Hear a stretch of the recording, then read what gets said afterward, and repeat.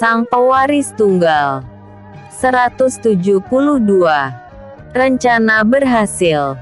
Tommy sudah benar-benar gelap mata. Dia tidak peduli apakah akan mencelakakan temannya atau tidak. Yang penting, dia bisa membalaskan dendam dan sakit hatinya pada Mona.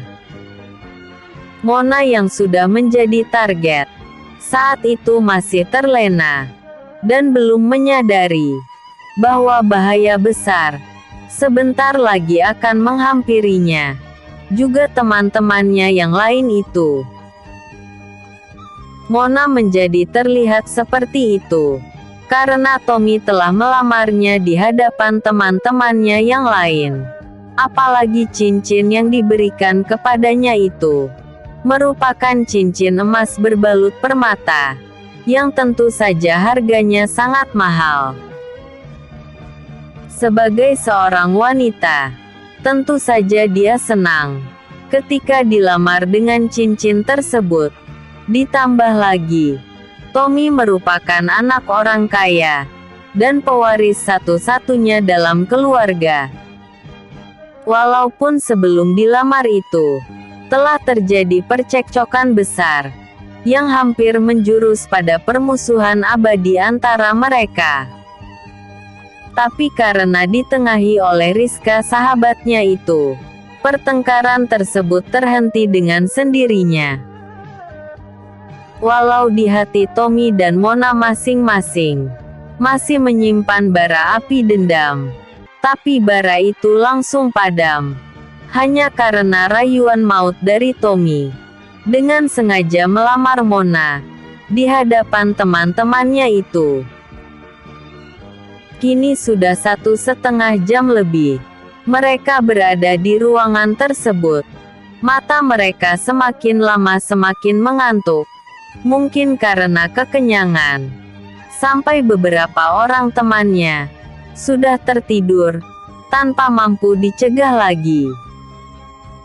Satu persatu dari teman-teman Tommy tersebut terkulai di sofa, di lantai, dan kepala di atas meja tempat mereka makan itu. Apa yang sebenarnya terjadi pada mereka? Ternyata tanpa mereka sadari, mereka telah meminum sejenis obat tidur cair, yang reaksinya cukup lama, dicampurkan dengan minuman segar hasil impor tersebut, dengan cara menyuntikkan cairan obat tidur itu ke dalam botol minuman mereka masing-masing. Sementara Tommy dengan cerdiknya mengambil botol yang tidak dimasukkan obat tidur, dan dengan meyakinkan meminumnya bersama dengan yang lain, sehingga dia tidak terkena pengaruh dari obat tidur tersebut. Sekarang rasakan pembalasanku, Mona. Kau sendiri yang telah memprovokasiku, dan kau juga yang harus menanggung akibatnya, ucap Tommy sambil menyeringal penuh kelicikan. Tapi tunggu dulu. Di sini ada 6 orang gadis, yang semuanya lumayan cantik-cantik, terutama Mona ini.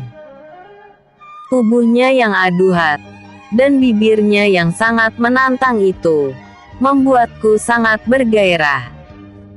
Ini bisa gawat, monolog Tommy dalam hati ketika dia melihat targetnya terkulai lemah di atas sofa, dengan kaki menjuntal ke bawah, dan sedikit terbuka. Di sampingnya terbaring Rizka, yang juga terkulai lemah tidak sadarkan diri. Perlahan Tommy mendekati Mona dan Rizka, kemudian mengamati tubuh mereka satu persatu. Jantungnya bergemuruh kencang, tidak mampu menahan keinginan yang meledak-ledak itu, tapi sebisa mungkin ditahannya. Namun beberapa saat kemudian, tangan Tommy mencoba menyentuh pipi Mona, dan membelainya secara perlahan. Begitu juga pada Rizka. Dia juga memperlakukan Rizka dengan perlakuan yang tidak sepantasnya. 4 gadis lainnya tidak luput dari kejahatan Tommy. Keempatnya juga mendapat perlakuan yang sama. Aku sangat beruntung melihat pemandangan ini. Tidak kusangka rencanaku akan berjalan mulus, dan tidak ada hambatan sama sekali. Saat ini juga, kalau aku mau, aku bisa memiliki kalian berenam, dan terutama kau Mona. Gumannya lirih pada diri sendiri, kemudian berusaha memotret mereka. Siapa suruh kau membangunkan harimau yang sedang tidur? Ucap Tommy sambil tersenyum. Benar apa yang kau katakan itu Mona. Aku adalah monster. Dan monster itu sekarang yang akan memakanmu di sini. Ucapnya pada diri sendiri, sambil mulutnya mendesis seperti ular, dan kepalanya meliuk ke kanan dan ke kiri. Lalu, satu persatu kancing baju pakaian yang dipakal oleh teman-teman Mona, bagian atasnya telah terbuka, dan memperlihatkan pemandangan yang sangat fantastis sekali di hadapan Tommy, walau masih terhalang oleh. Tapi ketika tiba giliran Mona, tangan Tommy gemetar, padahal dia sudah melakukan itu pada kelima teman-temannya yang lain. Semua baju-baju atasan mereka telah terbuka, walaupun hanya sebahagiannya saja. Entah mengapa, tangannya tidak mampu melakukan perbuatan itu. Semakin lama semakin gemetar, mungkin karena dia teringat akan ancaman Mona tadi, bahwa jika dia macam-macam, maka Mona tidak akan segan-segan lagi untuk menghabisinya. Tapi setan hati lebih kuat dari ketakutannya tersebut. Dengan perlahan, tangan Tommy terulur ke bros baju Mona, yang cuma ada satu, dan berusaha melepaskannya. Namun sebelum aksinya itu terlaksana, Mona sedikit sadar dari pengaruh obat blues tersebut, dan efeknya sudah sedikit berkurang. Dengan kondisi lemah, Mona mengerjap-ngerjapkan matanya, dan berusaha melihat ke sekeliling. Tapi dia tidak melihat siapa-siapa di depannya. Semua teman-temannya sedang terbaring di lantai, di atas sofa, di atas meja, termasuk juga Tommy, si pelaku kejahatan tersebut. Sebelumnya, begitu Tommy melihat Mona menggerakkan tangannya, dia cepat-cepat menjauh dari tempat Mona, kemudian merebahkan tubuhnya sendiri di sudut ruangan. Dan seolah-olah dia juga terkena pengaruh obat blues tersebut. Dari mulutnya mengalir sejenis minuman berbusa, sehingga kalau diperiksa, maka kondisi Tommy jauh lebih parah dari teman-temannya itu. Apa yang terjadi? Kenapa aku bisa terbaring seperti ini? Dan siapa yang telah melakukannya? Ucap Mona keheranan, kemudian memijit kepalanya karena pusing. Kenapa semua pakaian teman-temanku terbuka atasnya? Kurang ajar. Siapa yang melakukan ini? Ucapnya sambil berusaha bangun dari sofa tersebut, walau masih dalam keadaan lemah. Mona mengedarkan pandangannya ke ruangan yang lumayan luas itu. Di situ dia mendapati semua teman-temannya sedang tergeletak tidak berdaya. Kemudian matanya tertuju kepada tubuh Tommy, yang sedang berbaring tengkurap di sudut ruangan, dengan mulut mengeluarkan busa. Apa yang terjadi? Kenapa kami semua bisa seperti ini? Apakah ini perbuatan Tommy? Tapi kalau Tommy yang melakukannya, kenapa kondisinya separah itu? Monolog Mona pada diri sendiri. Kemudian mengedarkan pandangannya pada kelima temannya itu. Ini tidak boleh jadi. Jika mereka bangun, maka mereka bisa melihat kondisi tubuh temanku yang terbuka separuh itu. Sambungnya lagi. Rizka, Rizka, sadarlah. Cepat bangun, ucap Mona, sambil menggoncangkan tubuh Rizka kuat-kuat. Apa yang terjadi? Kenapa kondisi kita seperti ini? Tanya Rizka panik. Sesaat setelah dia bangun dan terlepas dari pengaruh obat bius. Dia berusaha duduk, kemudian mengedarkan pandangannya ke seluruh ruangan itu. Sama seperti Mona tadi, Rizka juga menemukan semua tubuh teman-temannya sedang terkulai lemah. Mona, siapa yang melakukan ini? Tanya Rizka panik, sambil membetulkan baju atasannya tersebut. Aku juga tidak tahu. Begitu aku bangun, kondisi tubuh kalian sudah seperti itu. Jawab Mona juga heran. Tapi kenapa kau sendiri yang tidak mengalaminya? Justru itu yang aku herankan. Pakaian bagian atas kalian semua sudah terbuka, seperti sengaja dibuka oleh seseorang. Tadi begitu aku bangun, aku melihat pakalanku masih utuh, hanya sedikit bergeser saja. Jawab Mona apa adanya. Apakah ini perbuatan Tommy atau orang lain? Tanya Rizka lagi. Tidak mungkin. Kalau ini perbuatan Tommy, kenapa dia bisa terbaring seperti itu? Coba kau lihat.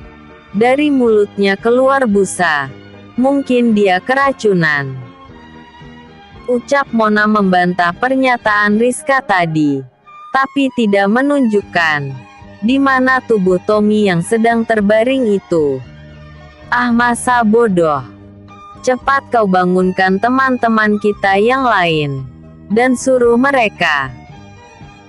Belum sempat Mona menyelesaikan kata-katanya itu, Raymond mulai menggerakkan badan, dan hampir mengerjapkan matanya. Bergegas Mona dan Rizka menutup kembali pakaian keempat temannya yang tadi sempat terbuka. Apa yang sedang kalian lakukan? Kenapa kalian berbuat seperti itu? Dan apa yang terjadi? Tanya Raymond keheranan. Nanti saja aku jelaskan. Sekarang palingkan wajahmu, dan jangan melihat ke sini. Hardik Rizka tidak senang. Semua pakaian teman-teman kita sudah terkancing kembali. Dan kau Raymond, bangunkan teman-temanmu itu. Perintah Rizka cepat. Kepalaku pusing, dan badanku sangat lemas. Aku belum mampu berdiri. Bantah Raymond menolak perintah dari Rizka tersebut. Cepat minta bantuan kepada pengelola restoran ini, dan laporkan apa yang terjadi di sini. Ucap Mona pada Rizka. Tidak mungkin. Karena ruang yang dipesan ini adalah ruang pribadi. Sebelum pemesannya keluar, mereka tidak akan mau ikut campur. Kecuali kalau kita yang menginginkannya. Jawab Rizka menolak. Itulah maksudku. Sekarang cepatlah bangun. Aku takut akan terjadi masalah. Karena kita berada di sini sudah cukup lama. Jawab Mona khawatir. Di mana Tommy? Tanya Rizka seperti linglung. Padahal tadi dia seperti sudah melihatnya. Itu di sudut ruangan. Cepat kau periksa dia. Kenapa aku? Badanku lemas. Bukankah kau kekasihnya sekarang? Bantah Rizka tidak senang. Mendapat penolakan seperti itu. Dengan menguatkan diri, Mona berjalan dengan terlatih-tatih, mendekati tubuh Tommy, yang masih terbaring di lantai itu. Kemudian dengan panik, berusaha membangunkannya secara perlahan. "Tom, Tommy, cepat bangun. Bangun Tom!" teriak Mona khawatir. Tapi Tommy tetap tidak bangun juga. Mona kemudian mengalihkan pandangannya ke arah Raymond, yang saat itu sudah bisa berdiri, walau masih sempoyongan. "Mon, cepat ke sini. Coba lihat apa yang terjadi pada si Tommy ini," ujar ia dengan wajah yang benar-benar khawatir. "Dan kau Rizka, cepat bangunkan teman-teman kita yang lain." Percikan air di wajah mereka. "Kalau tidak bangun juga, minumkan air putih pada mereka." Rizka dengan menguat-nguatkan tubuhnya, berusaha membangunkan teman-teman perempuannya, dengan memercikkan air ke wajah mereka, yang kebetulan air putih tersebut, tidak jauh dari tempat mereka terbaring itu. Sesaat setelah wajah mereka dipercikkan air, spontan mereka tersadar, tapi masih dalam keadaan linglung. Kemudian Rizka mendekati teman-teman prianya. Dengan cara yang sama, Rizka juga memercikkan air ke wajah mereka. Dan beberapa saat kemudian, mereka pun terbangun. Tommy yang kondisinya terlihat paling parah, sampai saat ini belum terbangun juga. Pandai benar dia memainkan peran sandiwaranya tersebut. Mona merasa sangat khawatir sekali melihat kondisi Tommy yang seperti itu. Kemudian dengan perlahan, Mona membelal wajah Tommy dengan kasih sayang, dan memberikan dia minum air putih. Air dingin yang mengalir di tenggorokannya, membuat Tommy tersedak, dan pura-pura tersadar dari pingsannya. Kemudian dia berakting pura-pura linglung, sambil mengerjap-ngerjapkan matanya, seperti orang yang baru sadar dari pingsannya. Dibantu oleh Raymond dan Rizka, Tommy mencoba duduk, dan bersandar pada tembok yang ada di belakangnya. Kemudian dengan nanar dia menatap ke seluruh ruangan tersebut, dan melihat semua teman-temannya sudah terbangun, walau masih dalam keadaan lemah. "Apa yang terjadi? Kenapa kita bisa seperti ini? Siapa yang melakukannya?" tanya Tommy berakting pura-pura panik. "Kami juga tidak tahu Tom. Mungkin Mona bisa menjelaskannya, karena dia yang pertama kali terbangun," jawab Rizka. "Aku juga tidak begitu mengerti. Begitu aku sadar tadi, lamat-lamat aku melihat, seperti ada seseorang yang sedang menatapku. Tapi aku tidak tahu, entah siapa." Setelah mataku benar-benar terbuka, aku melihat tidak ada siapapun di situ. Dan aku melihat Tommy sedang tengkurap di sudut ruangan. Dari mulutnya keluar busa. Ini benar-benar aneh. Siapa yang telah melakukan ini? Batin Rizka penasaran. Di ruangan ini cuma ada kami. Orang lain tidak akan berani masuk. Sudah pasti, salah satu dari mereka, yang telah melakukan perbuatan tidak terpuji ini. Ini tidak bisa dibiarkan. Aku harus menghubungi pihak pengelola. Setelah semua teman-temanku mampu berjalan dan keluar dari ruangan ini, aku akan menyelidikinya. Entah kenapa, aku menduga ini semua perbuatan Tommy. Monolognya dalam hati, dan bertekad ingin membongkar konspirasi terhadap mereka itu. 173. Akhirnya terkuak. Dengan susah payah Rizka Mona dan teman-temannya itu keluar dari dalam ruang VIP tersebut. Begitu juga dengan Tommy si pembawa petaka itu. Obat tidur yang dicampurkan ke dalam minuman mereka. Pengaruhnya sampai saat ini masih terasa. Badan lemah, mata berat, kepala pusing dan persendian ngilu. Apakah benar itu obat tidur? Atau obat jenis lain? Kalau itu memang obat tidur, tapi kenapa efeknya sampai sebegitu mengerikan? Tommy si pembuat angkara pun sampai keheranan. Dia kira cuma obat tidur biasa. Jadi Tommy memasukkan semua cairan bening itu ke dalam jarum suntik yang didapatkannya dari penjual obat tersebut. Maka akibatnya jadi seperti itu. Karyawan restoran, termasuk manajernya pun keheran-heranan ketika melihat kondisi tubuh mereka yang lemah itu. Mau bertanya takut mengganggu privasi. Jadi akhirnya mereka hanya diam saja. Namun tetap mengangguk dan tersenyum ramah pada rombongan Tommy itu.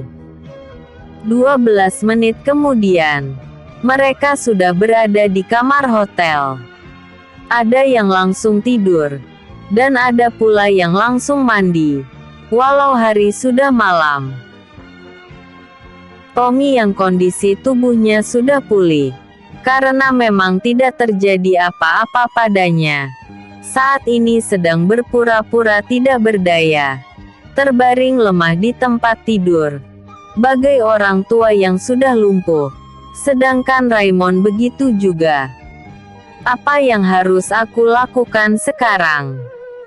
Kalau Rizka atau Mona menyelidiki masalah ini dan menemukan bukti keterlibatanku, aku yakin nama baikku akan hancur. Ini tidak bisa dibiarkan. Monolog Tommy dalam hati sambil pura-pura tertidur itu.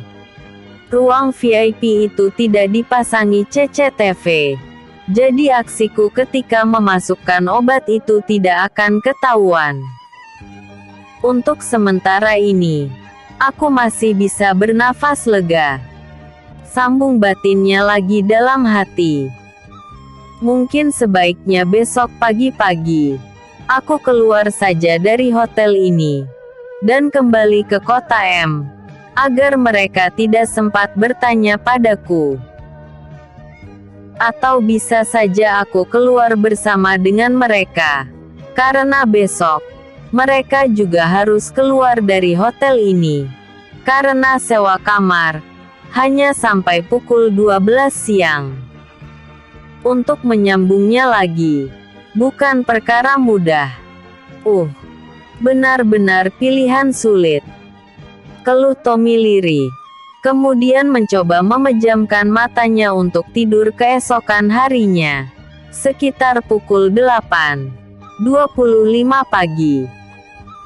Walau sudah semalaman tidur, tapi kenapa tubuhku masih lemas juga? Apa yang sebenarnya terjadi padaku? Ucap Mona bingung. Sesaat setelah dia bangun, itu pun sudah kesiangan.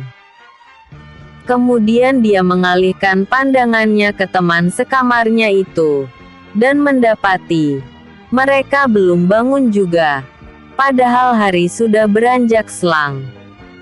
Mau sampai kapan kalian tidur mati seperti itu? Ayo cepat bangun. Hari sudah selang. Ucapnya kuat, sambil menepuk pelan wajah kedua temannya tersebut. Aku tidak bisa bangun. Badanku lemas sekali. Mata pun masih berat. Ngantuk. Jawab temannya masih dalam kondisi mata terpejam. Mona terdiam mendengar jawaban dari teman sekamarnya itu. Kemudian membatin dalam hati. Ini tidak bisa dibiarkan. Aku harus mencari cara agar kondisiku juga teman-temanku pulih kembali. Kalau tidak, terpaksa harus memperpanjang sewa kamar lagi. Padahal siang nanti, kami harus keluar dari hotel ini. Batinnya, sebaiknya aku telepon Rizka saja. Siapa tahu dia punya solusi bagus. Ujar Mona menduga-duga. Beberapa saat kemudian, handphone milik Rizka berdering. Di layar tercantum nama Mona sedang memanggil. Kebetulan Rizka juga sudah bangun dan bergegas mengangkatnya. Lalu berkata, "Ada apa, Mon? Pagi-pagi gini udah nelepon. Mengganggu saja." Jawab Rizka kesal. Masih dalam posisi berbaring di atas tempat tidur. "Pagi apanya? Udah hampir pukul 8.30 juga. Bagaimana kondisimu, apa masih lemas?" Protes Mona geram. "Iya nih, badanku pegel-pegel semua. Mau bangun pun mata masih berat." Jawab Rizka apa adanya. "Apa kau tak kepikiran? Kenapa kita bisa jadi seperti ini, Riz?" Tanya Mona menguji. Apakah pikiran Rizka sama dengan pikirannya? "Karena semalam kepalaku pusing, mata mengantuk dan badan lemas. Maka aku tak sempat mencerna semua itu. Tapi begitu kau tanyakan, aku jadi teringat dengan dugaanku itu." Jawab Rizka mengandung misteri. "Apa maksudmu, Riz?" Tanya Mona penasaran. "Kita ditraktir oleh Tommy. Dan dia yang pertama kali datang, serta masuk ke ruang VIP itu. Begitu kita masuk, hidangan sudah tersedia di atas meja." Jawab Rizka masih juga belum dipahami tujuannya. "Aku menduga, mungkin makanan yang kita makan itu mengandung obat tidur atau obat bius dalam dosis tinggi. Kalau obat blus, kenapa reaksinya lama? Sedang kita di ruang itu 1 jam lebih. Tapi kalau obat tidur itu mungkin." Banyak Mona tidak setuju. Tapi kalau benar di makanan itu ada obat tidurnya, lalu siapa yang dengan tega melakukan itu pada kita? Apakah Tommy? Tanya Rizka langsung pada intinya. Itulah yang aku herankan. Kalau Tommy yang melakukannya, kenapa dia juga mengalami itu? Bantah Mona tidak percaya. Lebih baik kita tanyakan pada pihak restoran. Siapa tahu mereka bisa menemukan pelaku kejahatan itu. Usul Rizka memberi solusi. "Aku setuju dengan idemu itu. Nanti jam 10 lewat, kita temui manajernya." Sambut Mona setuju. "Bukankah pukul 12 ini? Kita harus check out." Bantah Mona mengingatkan temannya itu. "Benar juga katamu. Kenapa aku bisa lupa?" Ucap Rizka geli.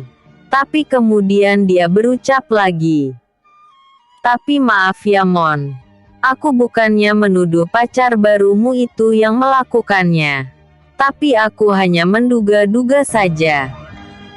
Ucap Rizka merasa tidak enak hati. "Tidak masalah Riz. Demi kebaikan kita juga. Lagi pula, apakah kau tidak marah ketika anggota tubuhmu dilihat oleh pelaku kejahatan tersebut?" Jawab Mona enteng. Dan malah balik bertanya. "Bukan hanya marah Mon, tapi sakit hati. Kalau pelakunya tertangkap, aku bersumpah akan membutakan matanya itu. Karena telah berani melihat yang bukan haknya." Jawab Rizka berapi-api. "Oke, cukup sampai di sini dulu. Mari bersiap-siap. Dan jangan lupa, hubungi teman-teman kita, agar 2 jam dari sekarang, berkumpul di lobi hotel." Respon Mona puas. Setelah dia merasa bahwa Rizka itu satu channel dengannya. Rizka pun mengangguk setuju. Kemudian mencoba mencari informasi nomor kontak Paradise restoran tersebut. Setelah dia menemukannya, Rizka menghubungi pihak restoran untuk menanyakan sesuatu. 2 jam kemudian, atau tepatnya pukul 10.40 pagi, Tommy, Rizka, Raymond, Mona dan lain-lainnya itu sudah berkumpul di lobi hotel, sedang membicarakan apakah mereka akan check out dari hotel hari ini juga, atau besok. Aku sudah memutuskan untuk kembali ke daerahku, karena sudah dihubungi oleh ayahku agar segera pulang ke kota M. Jadi maaf kalau aku tidak bisa menemani kalian lama-lama di sini, ucap Tommy mengutarakan maksudnya. Apakah tidak bisa ditunda sampai besok, Tom, agar Mona tidak kesepian? Sanggah Rizka mencoba menahan Tommy agar tidak pulang dulu, karena dia ingin menyelidiki pelaku asusila yang menimpanya, juga teman-temannya itu. Aku bukannya tidak mau berlama-lama dengan kalian, tapi aku harus pulang, karena tempatku yang paling jauh. Lagi pula jadwal penerbanganku bertepatan hari ini, pukul 2 sore. Jadi sekali lagi aku minta maaf, jawab Tommy diplomatis. Rizka tidak bisa menjawab apapun. Walau dalam hatinya kesal, tapi dia tidak bisa memaksa Tommy untuk tetap tinggal dan besok pulang bersama mereka. Hal itu juga terjadi pada Mona. Hatinya juga kesal. Ditambah sudah mulai ada benih-benih benci pada Tommy, pacar barunya itu. Kalau prasangkanya itu benar, maka dia akan menyesal seumur hidup, karena telah menerima psikopat seperti Tommy jadi kekasihnya. Oh ya, kalau kalian masih ingin menginap 1 hari lagi di sini, aku yang akan membayar sewa kamarnya. Jadi kalian tenang saja, ucap Tommy mencoba mencari simpati dari teman-temannya tersebut. Sebenarnya akan lebih seru kalau kau juga ada di sini, Tom. Tapi karena kau tidak bisa dan terpaksa harus pulang juga, ya apa boleh buat. Respon Rizka kecewa berat. Hilang sudah kesempatannya untuk membongkar kebusukan Tommy. Tapi itu baru praduganya saja. Baiklah kalau begitu, aku akan membayar sewa kamar dulu, lalu berkemas dan langsung menuju bandara, jawab Tommy seperti menyesal. Padahal hatinya bersorak gembira, karena mendapat kesempatan untuk kabur dari mereka. Setelah berkata seperti itu, Tommy berdiri dari duduknya dan berjalan menuju ke meja resepsionis, lalu membayar sewa kamar untuk temannya itu. Oke teman-teman, aku permisi dulu. Nikmati hari-hari tersisa kalian dengan baik. Mumpung kalian masih berada di kota mewah ini, kunjungi tempat-tempat megah lainnya.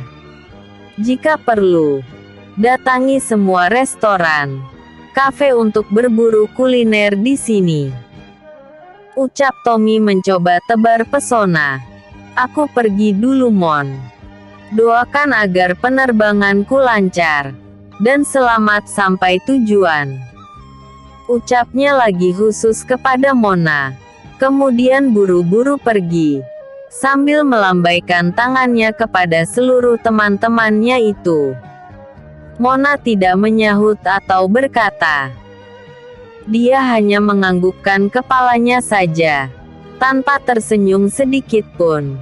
Kemudian membalas lambaian tangan Tommy. agar tidak terlihat sombong. Tepat pukul 1.50 sore, handphone Rizka berdering berkali-kali.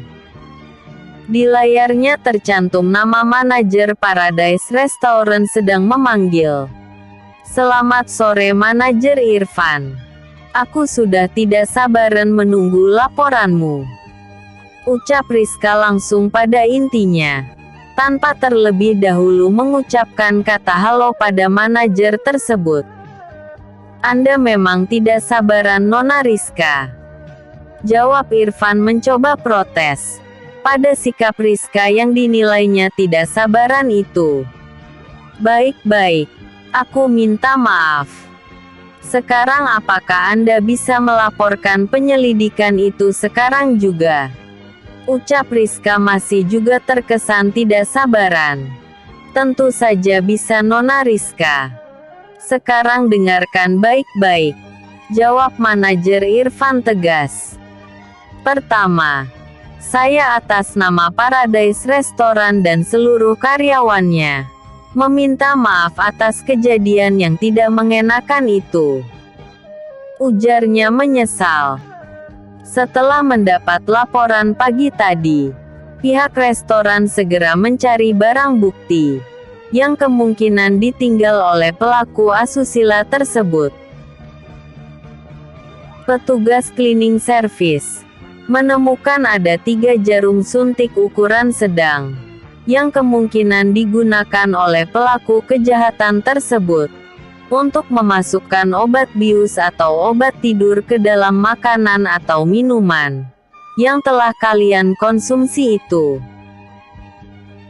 Dari temuan itu, pihak pengelola restoran pun membawa barang bukti tersebut beserta dengan botol minuman yang belum sempat dibuang oleh petugas kebersihan hotel ke laboratorium forensik Kota B.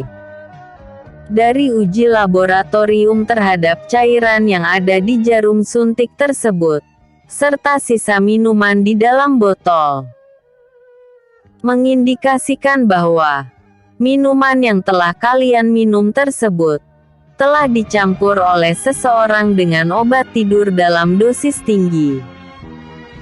Pihak berwajib pun sudah mengadakan uji forensik pada sidik jari yang ada di jarum tersebut, dan sidik jari itu mengarah kepada seorang pria yang bernama.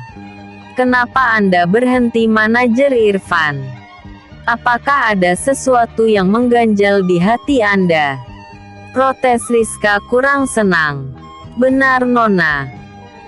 Karena orang tersebut bukanlah orang sembarangan. Kami takut apabila membongkar masalah ini, maka prestasi keluarganya akan tercemar. Ditakutkan Anda akan mengajukan aduan kepada pihak berwajib," jawab manajer Irfan khawatir. "Anda tenang saja manajer. Kita lihat dulu bagaimana proporsinya. Jika memang orang itu perlu dilaporkan, ya apa boleh buat. Tapi jika harus dilindungi, ya aku tidak bisa berbuat apa-apa.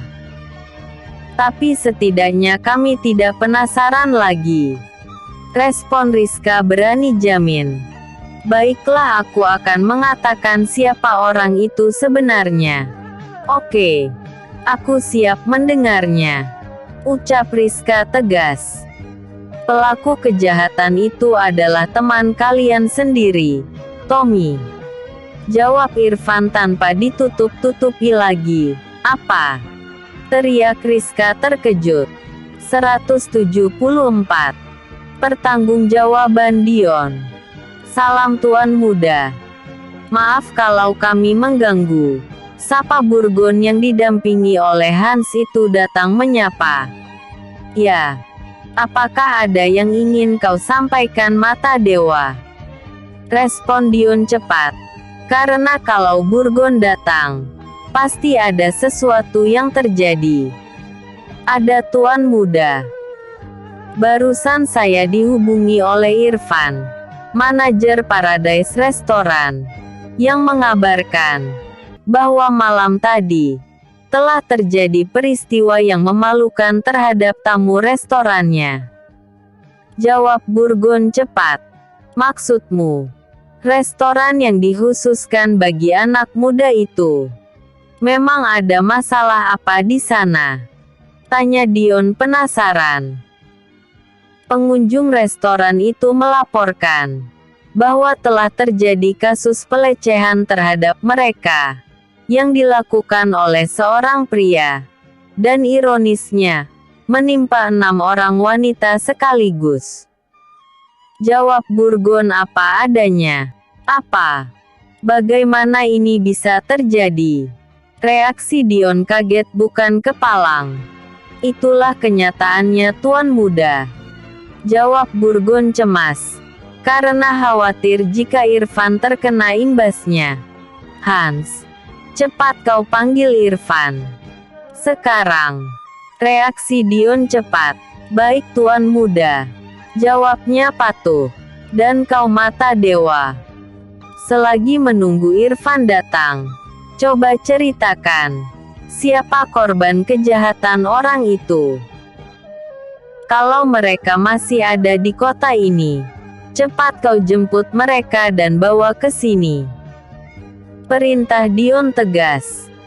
Mereka 6 orang gadis yang pernah datang ke sini, bersama dengan 6 orang pria temannya itu Tuan Muda. Jawabnya, apakah berita itu kau dapatkan dari Irfan juga? Tanya Dion ingin tahu. Benar Tuan Muda. Lalu selama di kota ini, di mana mereka tinggal? Tanya Dion terus-menerus. Mereka tinggal di Hotel Anastasia, tidak jauh dari Paradise Restoran tersebut. Jawab Burgon cepat.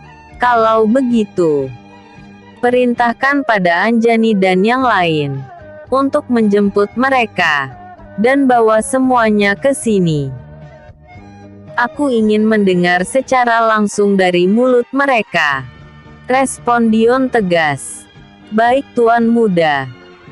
Jawab Burgon sambil menganggukkan kepalanya ke arah Dion. Kemudian buru-buru pergi mencari Anjani untuk menyuruhnya menjemput rombongan Rizka dan yang lain itu. Ada-ada saja masalah yang timbul. Pergi satu datang yang lain pula. Gerutu Dion kesal. Masalah sekecil ini sebenarnya bisa diselesaikan oleh anak buahku saja. Tapi karena ini menyangkut nama baik kota Golden City, aku tidak mau lepas tangan. Walau bagaimanapun, aku harus bisa menyelesaikannya dengan caraku sendiri.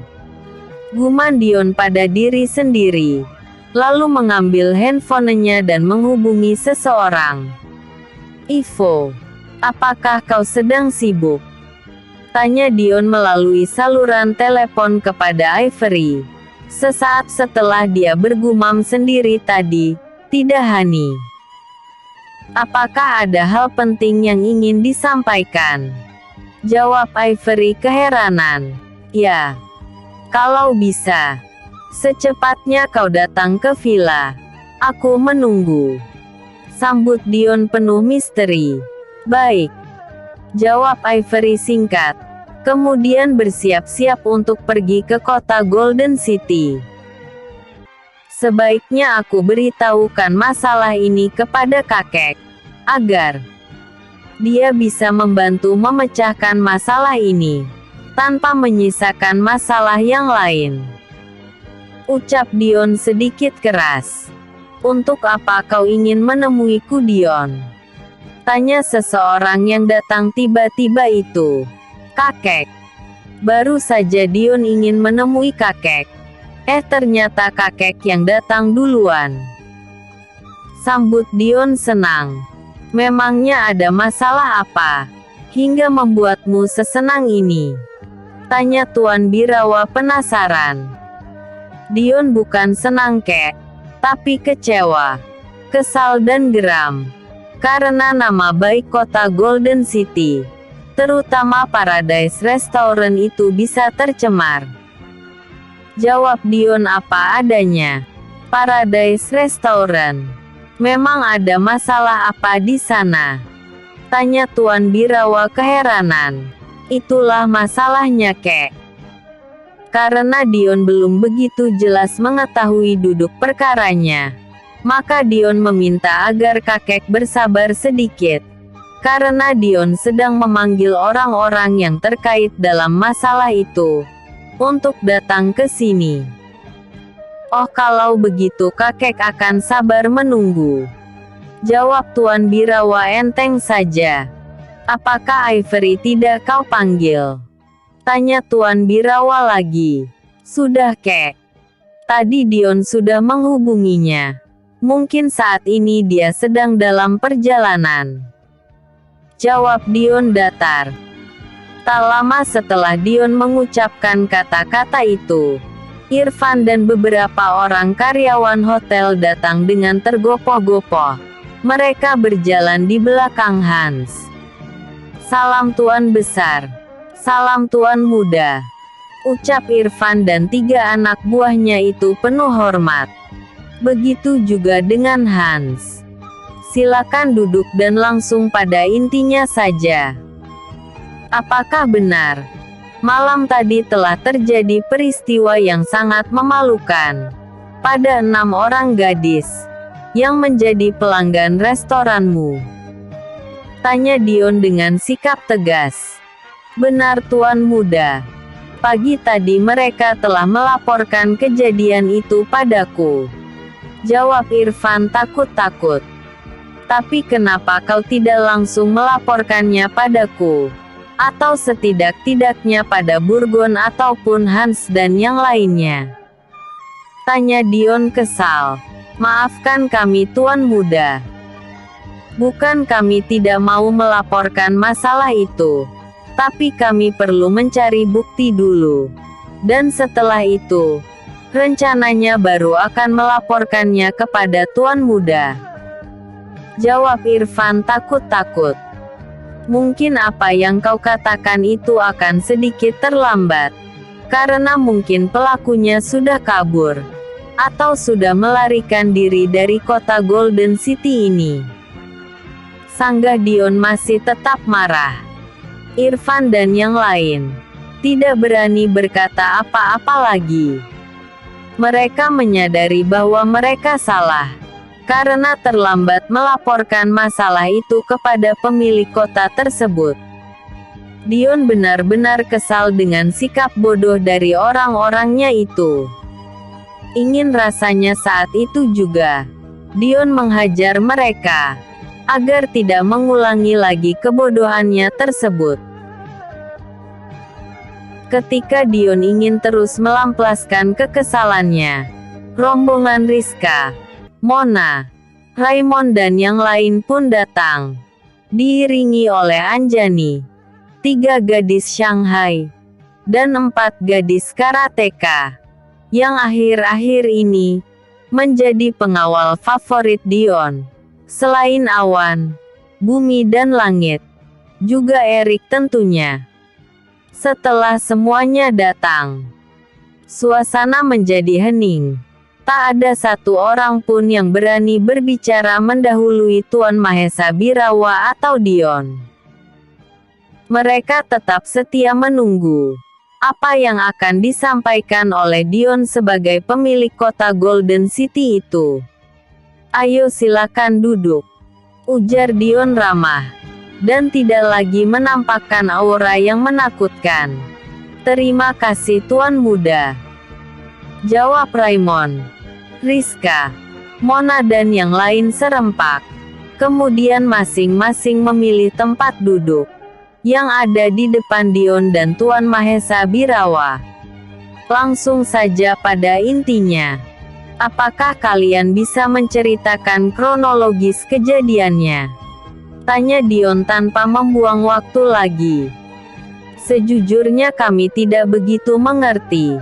Kenapa peristiwa itu bisa terjadi pada kami Tuan Muda? Tapi ada satu peristiwa yang bisa dikaitkan sebelum kejadian itu terjadi. Ucap Rizka mewakili teman-temannya tersebut. Oke, kalau begitu, ceritakan dengan jelas, agar permasalahan ini bisa diselesaikan dengan baik, dan pelakunya bisa ditangkap, serta mendapatkan hukuman yang setimpal. Ujar Dion tegas. Baik Tuan Muda, jawab Rizka patuh. Kemudian meminta Mona untuk menceritakan duduk permasalahannya.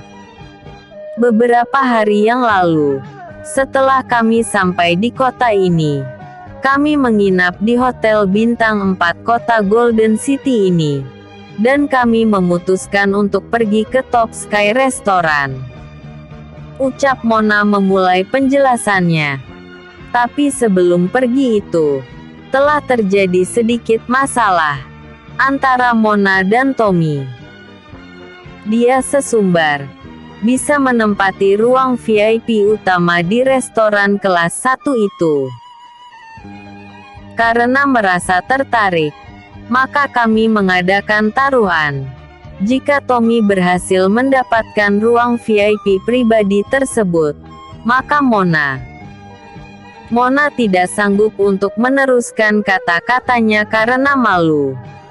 Tapi Dion bisa mengetahui apa yang akan diucapkan oleh Mona selanjutnya itu. Baik, masalah itu jangan bicarakan, tapi lanjutkan apa yang terjadi selanjutnya. Ucap Dion menutupi kegugupan Mona itu. Karena merasa tertantang, Tommy menyanggupi taruhan itu untuk membayarku sebesar 2 miliar rupiah jika dia kalah. Tapi jika dia menang, maka dia akan mendapatkanku. Ucap Mona akhirnya berterus terang, walau malu yang tidak tertahankan lagi. Tuan Birawa, Dion dan yang lainnya tercekat diam. Mereka tidak menyangka ada taruhan yang seperti itu. Tetapi mereka tidak mau berkomentar, karena tidak mau menyinggung perasaan Mona, yang saat ini tengah diwawancarai oleh tuan mudanya itu. Lalu apa yang terjadi? Tanya Dion ingin tahu. Setelah sampai di restoran tersebut, ternyata Tommy tidak mampu untuk mendapatkan ruang mewah itu. Dan kulihat, dia sangat kecewa sekali. Padahal sebelumnya, sudah kami ingatkan, bahwa tidak ada seorang pun yang akan bisa masuk ke situ tanpa izin dari pemiliknya. Jawab Mona jujur. Karena dalam taruhan itu dia kalah. Maka atas desakan dari Rizka ini, dia akhirnya mentransfer sejumlah uang yang dipertaruhkan tersebut. Tapi ada kata-kata Mona yang menyinggung perasaannya. Sejak dari saat itu, sikap Tommy berubah kepada kami, terutama pada Mona. Tapi malam tadi, dia mentraktir kami untuk makan di Paradise Restaurant. Dan sialnya, tanpa kami sadari, ternyata Tommy telah membuat jebakan dengan menaruh obat tidur dosis tinggi ke dalam minuman yang kami minum itu. 1,5 jam kemudian, kami semua tertidur di ruang VIP pribadi tersebut. Dan setelah Mona bangun, Mona mendapati pakaian teman-teman Mona semuanya telah terbuka, walau di bagian atasnya saja. Peristiwa tersebut tentu saja membuat kami shock dan tidak percaya bahwa ada orang yang tega melakukan perbuatan keji seperti itu kepada kami di ruang VIP pula. Pagi harinya Rizka melaporkan kejadian itu kepada manajer Irfan untuk ditindaklanjuti. Berdasarkan bukti-bukti yang ada, setelah melalui uji forensik dan laboratorium, diketahui perbuatan asusila tersebut dilakukan oleh teman kami sendiri, yaitu Tommy. Ucap Mona panjang lebar menjelaskan kronologi kejadian pelecehan tersebut. Di mana Tommy sekarang? Apakah dia masih bersama dengan kalian? Tanya Dion geram. Karena kejadian pelecehan itu terjadi di restoran kebanggaan kota Golden City miliknya itu. Dia sudah pulang ke daerah asalnya Tuan Muda, yaitu kota M, Pulau S. Sayang sekali. Kalau tidak, aku bisa meminta pertanggungjawabannya. Atau sekurang-kurangnya, anak buahku bisa mengajar si bajingan itu. Respon Dion kesal, sambil mengepalkan tinjunya erat-erat. Tommy dari kota M, Pulau S. Sepertinya aku pernah mendengar nama itu. Ucap Tuan Birawa tiba-tiba. Apakah kakek mengenainya? Tanya Dion penasaran. Coba kau sebutkan. Siapa nama orang tua Tommy itu? Ucap Birawa kepada Mona. Nama ayahnya kalau tidak salah adalah Agam. Kalau ibunya saya kurang tahu Tuan Besar. Jawab Mona jujur. Agam. Ternyata kau orangnya. Dan Tommy itu anakmu. Aku harus memberi pelajaran padamu. Respon Tuan Mahesa geram. Apakah kakek mengenal ayah Tommy?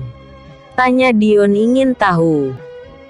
Bukan kenal lagi, tapi sangat kenal.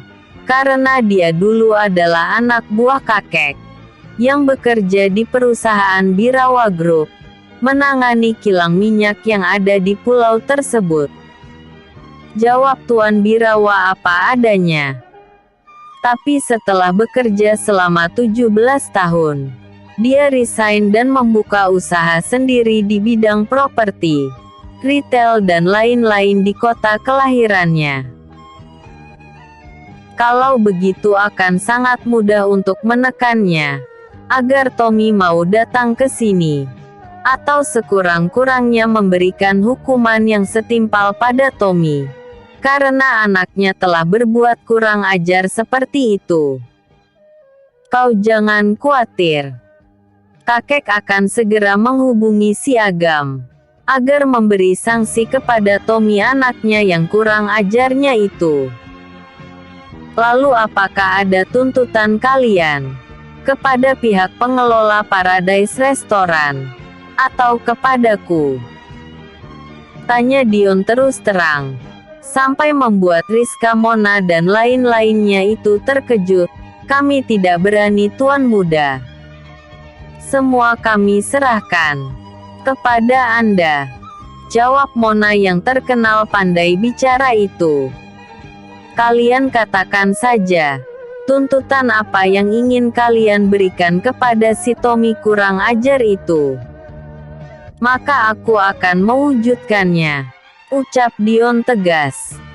Kami hanya ingin agar dia mendapat hukuman yang setimpal saja. Jawab Rizka menimpali. Hukuman yang setimpal itu seperti apa? Apakah harus mati? Atau dibuat cacat? Desak Dion terus-menerus. Bukan itu maksud kami Tuan Muda. Meminta maaf secara langsung kepada kami itu pun sudah cukup. Selamona mencoba menengahi. Tapi saya sudah bersumpah ingin membuat matanya buta Tuan Muda. Ucap Rizka tidak terima. Kenapa tidak langsung kau habisi saja si Tommy itu? Tanya Dion kepada Rizka. Karena dia melihat Rizka lah yang paling marah sekali terhadap pelecehan tersebut.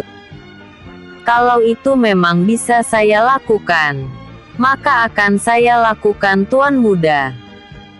Jawab Mona diplomatik. Bagaimana menurut kakek?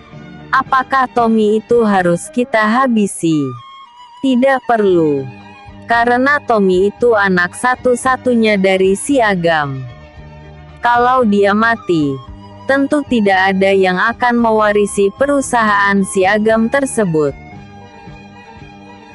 Yang kakek khawatirkan bukanlah tentang kematian Tommy, tapi tentang bagaimana perasaan si Agam itu.